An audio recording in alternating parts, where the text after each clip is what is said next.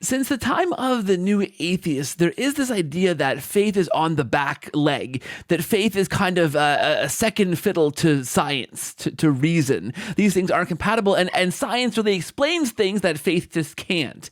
Well, this conversation with Father Robert Spitzer, PhD, a heavyweight in the field of science, intends to turn that idea on its head, completely backwards, right? We're coming at it from the idea of, okay, there are places, and more places, Father would argue, where science simply needs faith to step in and fill a gap that science can't explain.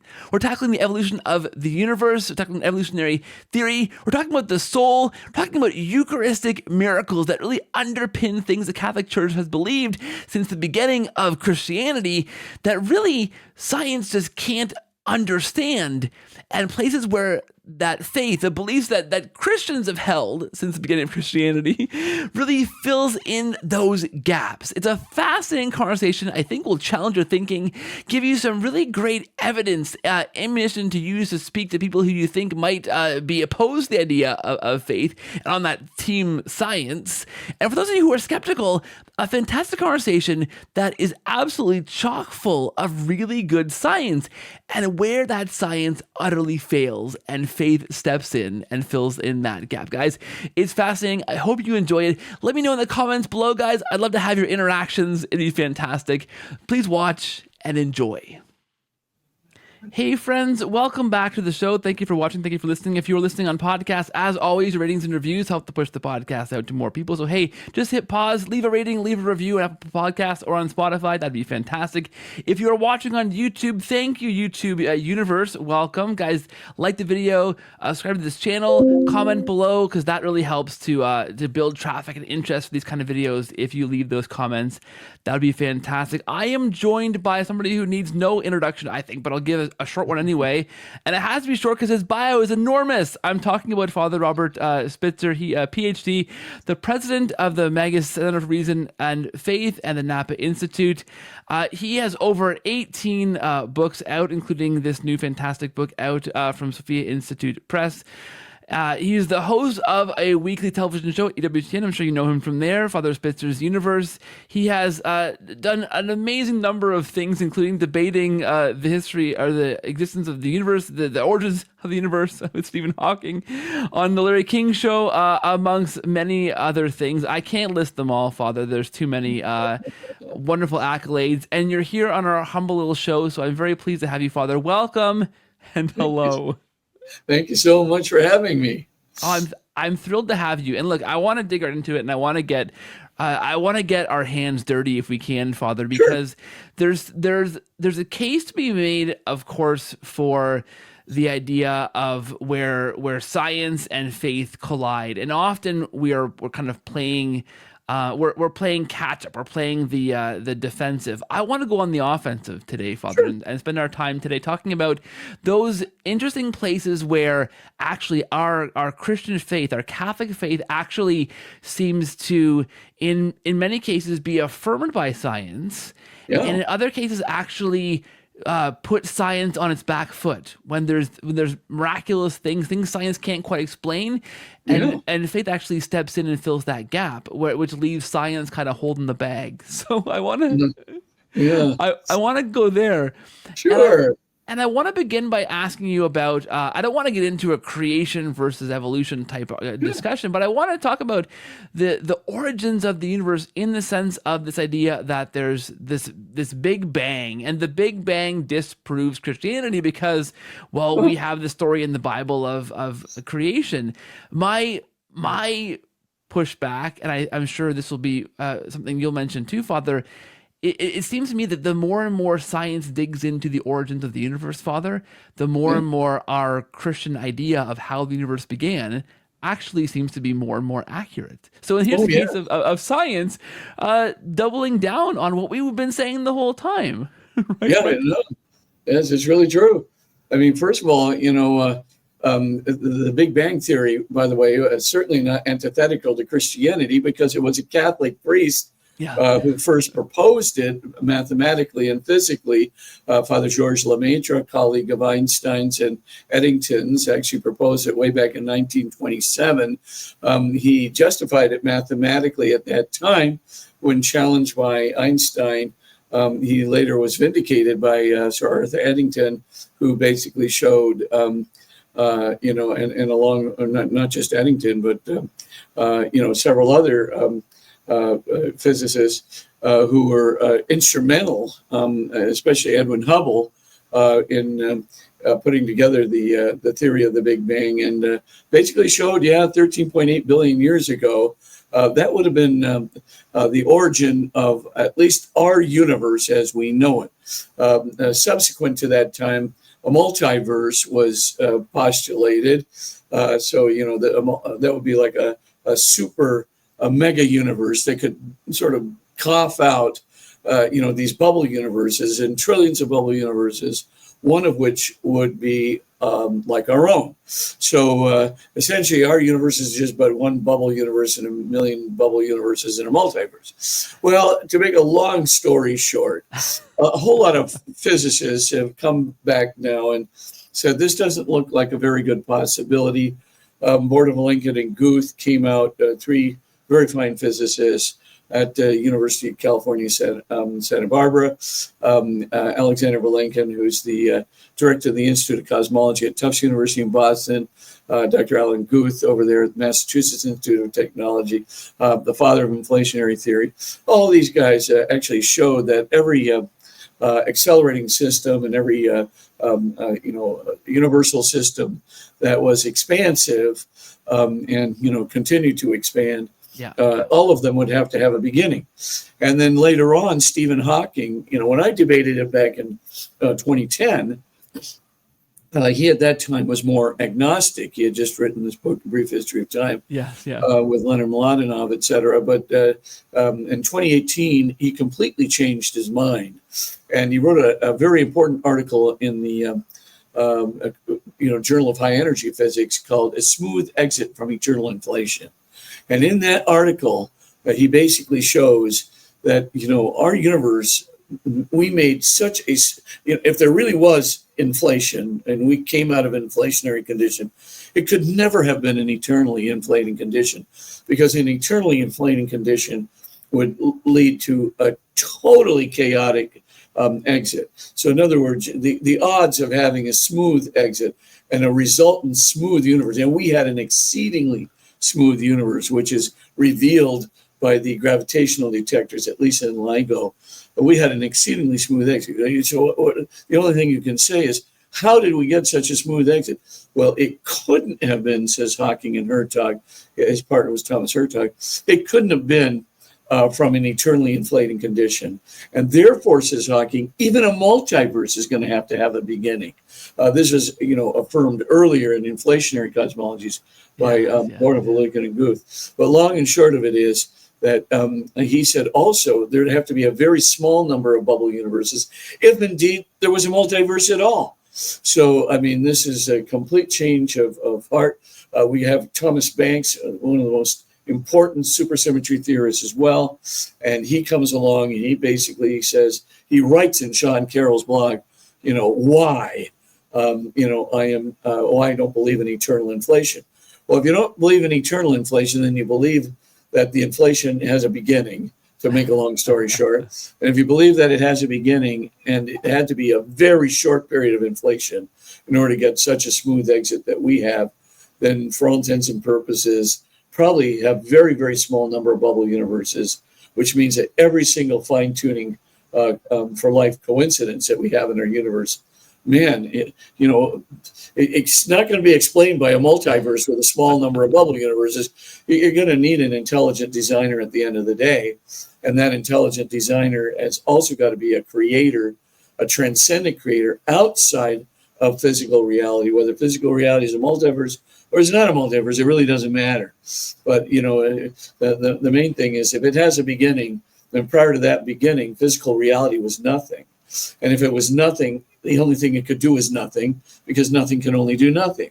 And if that's the case, then prior to the beginning, physical reality could have never moved itself from nothing to something else would have to do it, something that transcends physical reality completely. And now that we see that the fine-tuning for life coincidences are very valid, and that the multiverse isn't going to answer that, we've got the final thought then, well, wait a minute. Then it's not just that the transcendent creator has got to be transcendent and capable of creating out of nothing. It has to be highly, highly, highly intelligent. Yes, yeah. And we had Sir Fred Hoyle, was kind of the atheistic gadfly of the physics community for decades. And basically, even Hoyle, at one point finally just gives up. He looks at all these fine-tuning coincidences in light of the powerlessness of the multiverse to explain it.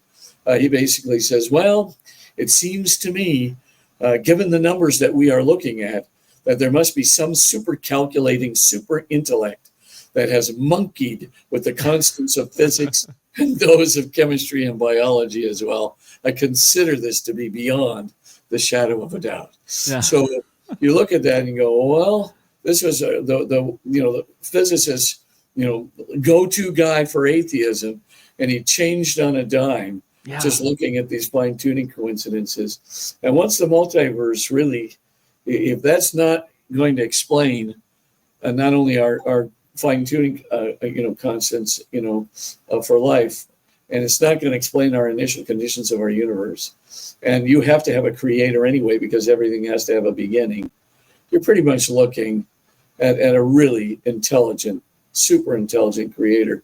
So I think, at the end of the day, Sir Fred Hoyle, just said what he truly believed. Yeah. And, there it is. By the way, you might be wondering, today, more scientists than ever are believers in God.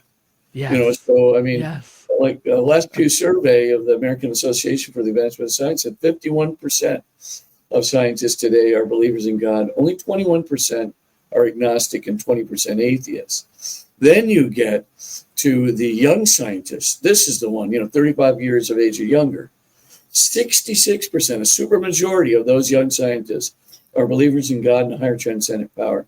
Only 15% are atheists and 15% agnostics. Wow. And then you look at the doctors, and the doctors are the most theistic of all, right? 76% of doctors believe in a God or a higher transcendent power. Only 12.5% are agnostics, 11.2% are atheists.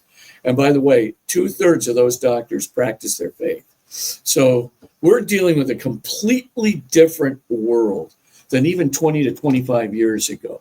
Yeah. And so what we're facing here is what you said at the beginning. Scientists and science more than ever is now in today's world revealing God. It's not going against God. It's literally revealing God at an ever more deeper level of our cosmos in every one of the what we call free parameters, the initial conditions and constants of our universe. It's really truly amazing. And so, we may as well acknowledge that this is, what's going on. And you look at today, who are the people in academics who really believe in God today? Well, number one, right on up there, of course, are the doctors and the mathematicians and the engineers, followed closely by the scientists who are in physics and physical chemistry, and then followed, by the scientists who are more in the biology area, the life sciences area. So you look at that and go, well, wait a minute. Well, what about the lawyers? The lawyers are at the bottom of the list. I hate to say it, but you do have psychologists and lawyers are sort of at the bottom of the academic list there. But there are other, like historians are pretty high on the list. Political scientists can go both ways, depends on your viewpoint. Literary people tend to be more, there's just a lot of the really famous literary peoples that, the T.S. Eliots and so forth, they tend to be believers in God or a higher transcendent power. and even religion, but some of the other ones do not. Yeah, it's a fascinating changing landscape, Father, that there would be such a change in, like you say, a shifting kind of system of how we're understanding science that looks more towards what the Christian faith is saying all along, and a higher number of people who are doing that science who are also tending in that direction.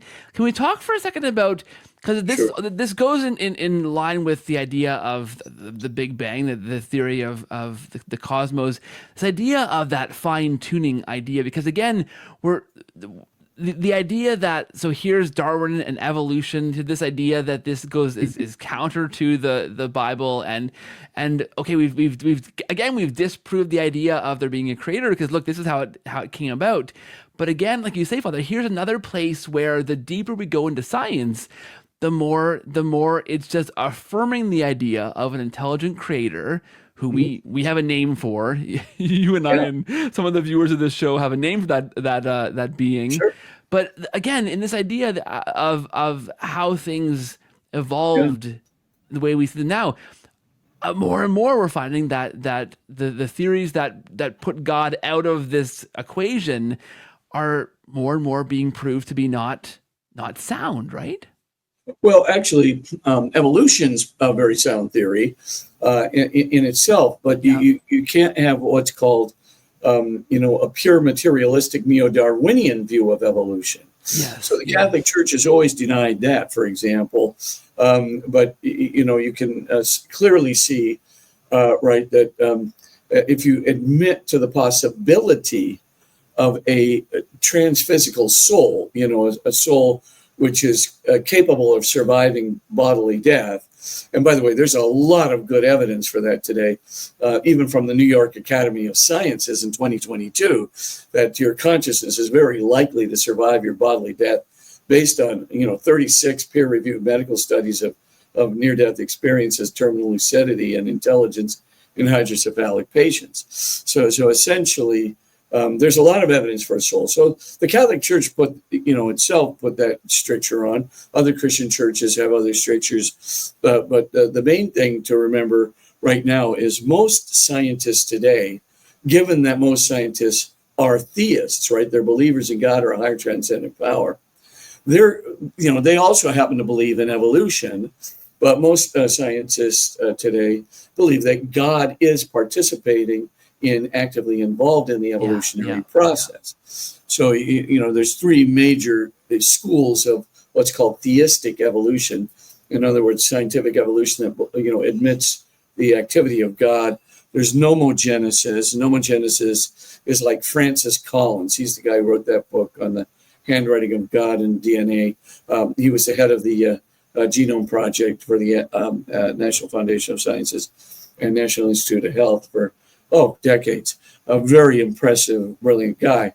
Anyway, he happened to be a very strong Christian, but he's nomogenesis all the way. So he believes that God front loads, all of the constants, operators, laws, and initial conditions, rams it right into the Big Bang 13.8 billion years ago, so that everything is timed out like genetic sequencing, so that as the universe begins to develop, all these laws and operators and constants become effective, through the gradual unfolding process of evolution.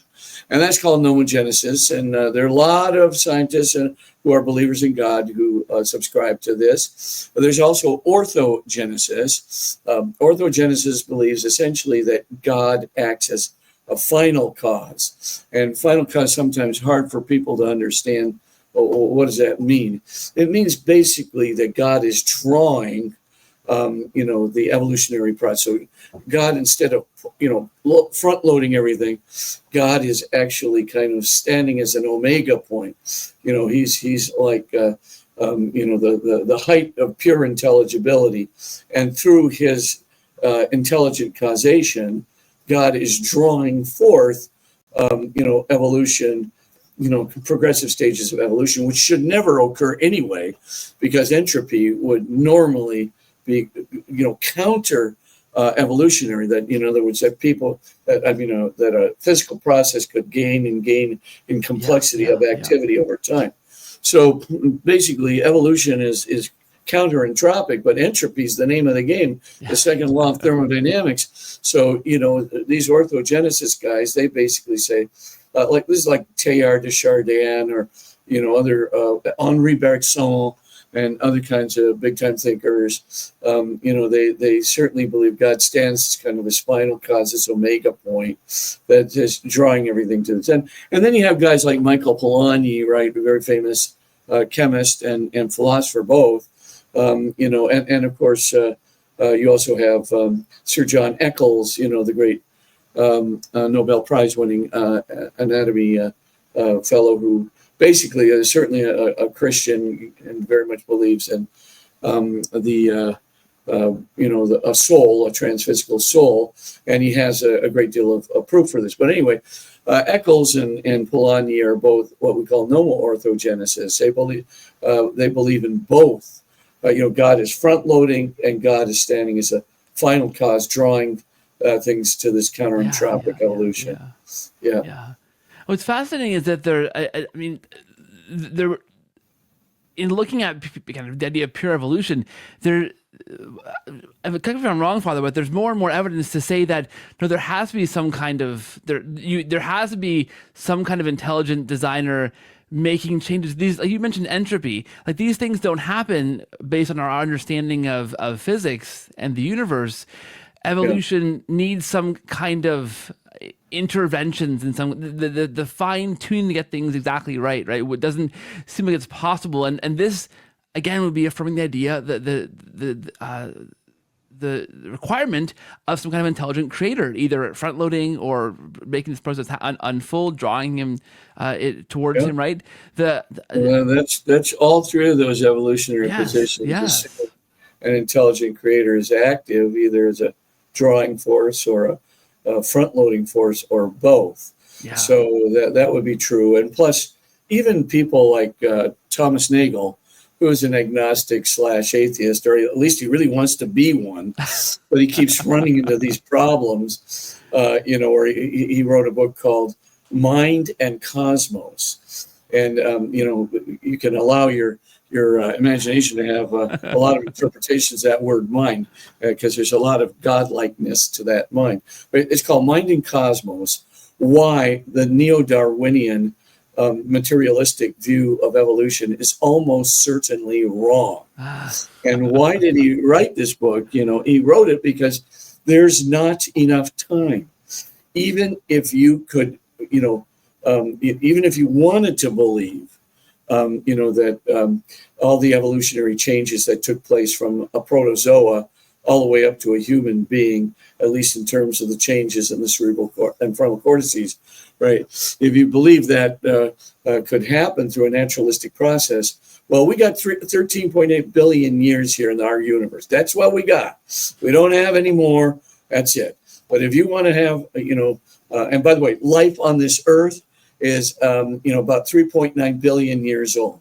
Would you mind telling, if you just took the natural causation process that you would have to have without any kind of interference from, let's say, a counter-entropic interference or counter-entropic, input into the evolutionary process from an intelligent designer, that would probably take around the neighborhood of, a billion trillion years, right? And so what you're dealing with, is we don't have a billion trillion years. We got 13.8 billion. It's not even close, to getting a naturalistic process. So even, like I said, Thomas Nagel, he's an honest agnostic atheist kind of a guy. He just says, materialistic evolution isn't going to do the trick. There's got to be something else. I'm going to call it mind. Mind is the thing that happened. But the question is, what's the origin of that mind? And, I think we're right back to Sir Fred Hoyle again. That's fantastic. Look, you mentioned the soul a few times already, and that was my next topic I want to dig into with you. Because again, if we're thinking about areas of science, areas of psychology, areas of human existence that, again, it doesn't challenge faith, but faith seems to fill in that gap that science just can't explain. The soul's one of those things, right? You mentioned the idea of near-death experiences and of these peer-reviewed cases of near-death experiences that just seem to lend more and more credibility to the idea that something which science can't really explain exists inside of us and seems to keep existing afterwards, right? Yeah, that's exactly it. I mean, like I said, the New York Academy of Sciences in 2022, extensive, consensus statement by 27 scientists and doctors basically came out and said, look, there is very credible, peer-reviewed medical and scientific evidence that your consciousness is going to survive your bodily death. And what people, the people who've been through the experience, they call their consciousness, they call it a soul body. In other words, you kind of look like what you looked like when you were between 25 to 30 years old. And but you're not subject to physical processes and structure. You go right through the walls of the hospital. You can defy gravity, but you can think, you can see, you can hear, you have emotion, you have all of your memories are intact. Your feelings, you can obviously feel, you're self-conscious, etc. You're just like who you were, except you're not interacting with the physical, the world of physical processes and structures like you were before, but you can report all kinds of data, right? So you can say, the 16-year-old Bradley Burroughs, for example, blind from birth, just zooms through the hospital walls. And when he zooms through the hospital walls, he reports what's going on, right? So he sees, for example, a tram that's passing by. He's never seen anything from day one in his life. Has a heart attack, 16, and he's outside the hospital walls, so remote from his own physical body, separated by the walls of the hospital, etc. So this tram's going by. He goes, hey, there's a big sign on the tram that has an arrow pointing to the right. He knows an arrow looks like, feels like Braille. He knows what that is. So, clearly, the signs on the back, it has a arrow pointing to the right. The train is going up, in the snow through the groove tracks and goes right to the right into a grove of trees. Now, of course, trams have time, have schedules, and heart attacks, they're timed out very precisely. Yeah. So you can compare the two of them and you can say, yeah, this is what exactly was going on outside the hospital walls when Bradley, who was blind from birth, actually saw the whole thing. Well, if you get hundreds of these cases, again and again, it becomes pretty apparent the soul body, which is conscious and has emotion and self-reflectivity, memories, remembrance, etc. It's really there, and so you pretty much, it's pretty easy to believe these days in a transphysical soul that can survive bodily death. So I think, Sir John Eccles, of course, has philosophical and scientific arguments for that as well. In his book, he says, Evolution of the Brain, Creation of the Soul, right? So, essentially, he's saying, I believe in both. And, of course, the brain, there's good evidence that it did evolve. But there's just no way we as a species, right, can have the language that we have. We have what's called a triadic, vertical as well as horizontally, linked language. So we can just go and take words and parse them and interrelate them, with, reckless management. We don't have to see words in a symmetry and do an association of one word with the word next closest to it. And furthermore, of course, we have, we have transcendental desires for perfect truth, love, goodness, beauty, and hope. And moreover, of course, much more than that, we have what's called, creativity. We have abstraction, and so we can make conceptual ideas, in our, abstract consciousness, which you cannot have in an animal, right? Nim Chimpsky, for example, you can teach Nim Chimpsky 200 words of American Sign Language, but he's always associating that sign in American Sign Language with a singular perceptual object, a banana, a rock, a dog, a man. So there's something he associates with. Whereas you don't do that at all with our symbolic language, because we have relationships. We have pure mathematical relations, pure logical relations. We understand mathematics and logical operators, and we don't have a single perceptual idea or perception to relate it to. And Nim Chimpsky, he doesn't do anything like that. Nim Chimpsky can't even figure out the difference between dog bites man and man bites dog. A 2-year-old is laughing, but Nim doesn't get it. And of course, that's because Nim doesn't have any abstract thoughts, because Nim doesn't have a soul. And there's a very good proof in this in a book I have on this, Science at the Doorstep to God, chapter 5, where I show abstract ideas can never be reduced at the end of the day to anything which is a physical process or structure, which has to be individuated and in space-time. Our 99% of the words we use, like 99% of the words I'm using now, are all abstract concepts.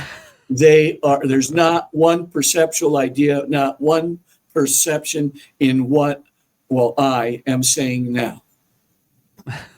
I mean, if you get the point, I mean, we're totally different. Yeah. We're, and we're totally different from any kind of AI or artificial intelligence as well. And I speak to this in many respects. So, I mean, I guess what I'm trying to say is, do we have a lot of evidence that we have a transphysical soul? Yes, not just from near-death experience and terminal lucidity, et cetera. We have it even from the way we think. We have it from the nature of our desires. Perfect truth, love, goodness, beauty, and home. That's what we want. And how could we want it if we didn't have some awareness of what perfect truth, love, goodness, beauty, and home might be? We have a conscience.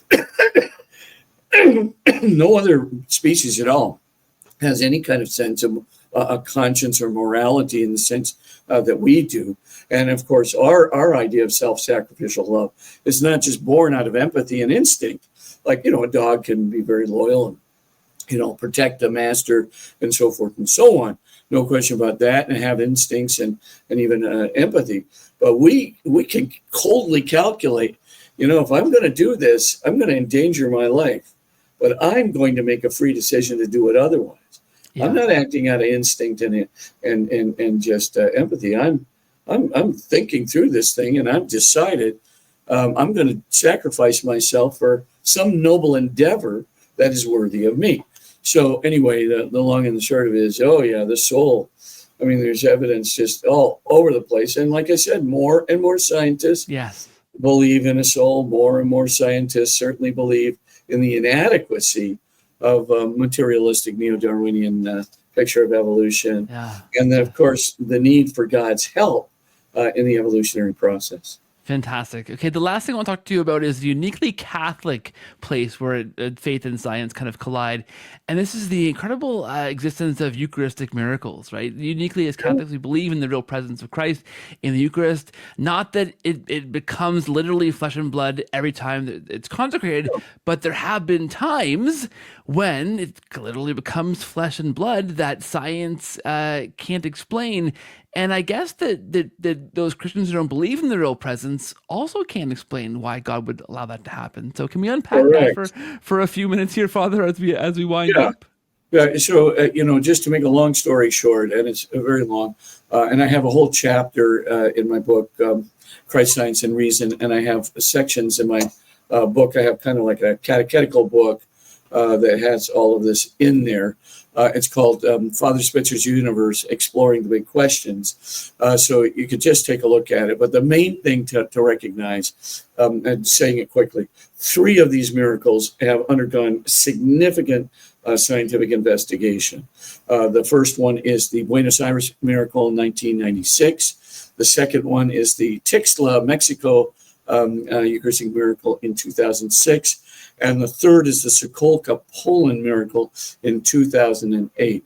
Let me just say in brief that there is living heart tissue, living cardiac tissue growing out of the consecrated host in all three of these miracles, which have undergone significant scientific investigation, testing, and scrutiny through the scientific method.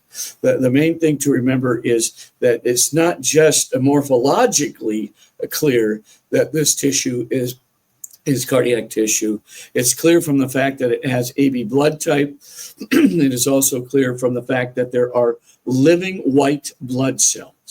And in the case of the Tixla miracle, living red blood cells that are actually performing their usual functions, like phagocytizing lipids. They're engulfing harmful fat cells. You can see it going on. Well, white blood cells, when a piece of flesh or tissue is disconnected from an embodied circulatory system, within 3 hours, you're not going to have any white blood cells, certainly not any red blood cells, in there. However, 5 years after, in the case of the Tixla miracle, 5 years after that, and the Tixla miracle continues to bleed, right? You can see emanating from the cardiac tissue in this blood, you can see active macrophages, as I said, phagocytizing lipids. You can see red blood cells actually doing red blood cell activity and bringing oxygen to various parts of the tissue. You can actually see them in the blood. So that's remarkable 5 years after the fact. Can you prove, that this blood is still, that wasn't introduced, somebody got a good hypodermic needle there and just inserted some blood into the fleshy portion of the host and then let it bleed out?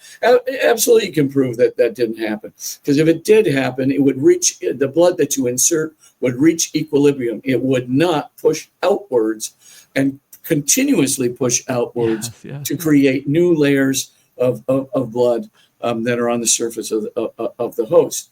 And finally, the Sepulchre 2008 miracle. Again, I know I'm going very fast here. Read the details in Father Spitzer's Universe or Christ, Science, and Reason. But the main thing to recognize is that you have in the Sepulchre host a good electron microscopic imaging that was done.